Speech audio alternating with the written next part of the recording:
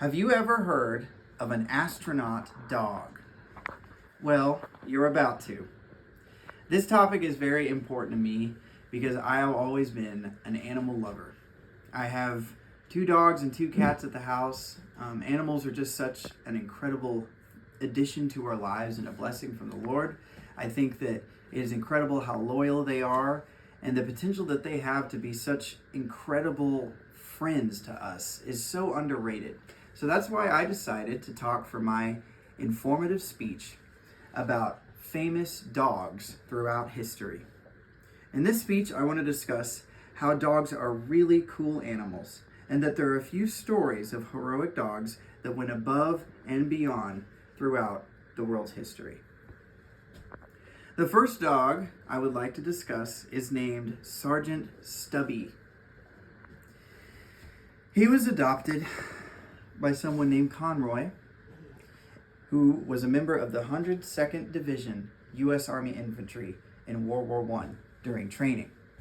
Now, normally they wouldn't allow dogs into camp, but this dog was just such a hit. He was a sweet guy, and everybody loved him, so they decided to make an exception to that rule and let him be in camp and be a part of training.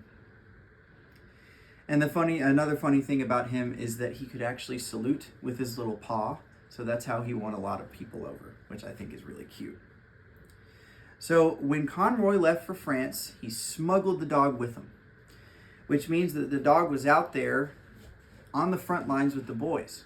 And through that experience, he did lots of incredible things. One of those things is that he learned to smell mustard gas. After an encounter with mustard gas where he was a little bit injured and not feeling so good, he learned to sniff it out for the boys. So he would look around and alert them when it was near. And another cool thing that he did was that he would alert troops of wounded. He would go and find wounded guys in the trenches, and he would bark to signal other troops to come and find him. And I think that's a really, really incredible thing. So he's a famous dog, and I think that is a really awesome story. The next dog that I would love to discuss is a dog named Chips. He is another war dog. He is one of thousands of heroic World War II dogs that exist. He was assigned to the 3rd Infantry Division and served for 3 whole years. He had a very active career until he was discharged in 1945. A couple of the notable things that this dog has done is that he guarded world leaders at the Casablanca Conference, which included Winston Churchill. And this finalized Allied plans for the war. So he was in charge of guarding that, along with some other dogs, which is a really, really cool thing. Some other things that he did over the years was he served on the Algerian, Moroccan, Tunisian, Sicilian, Rhineland, and Central Europe campaigns.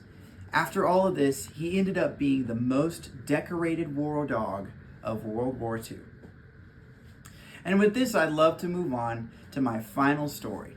This one is a little bit more tragic, but it's one that you might have heard of. And it's of Laika the space dog.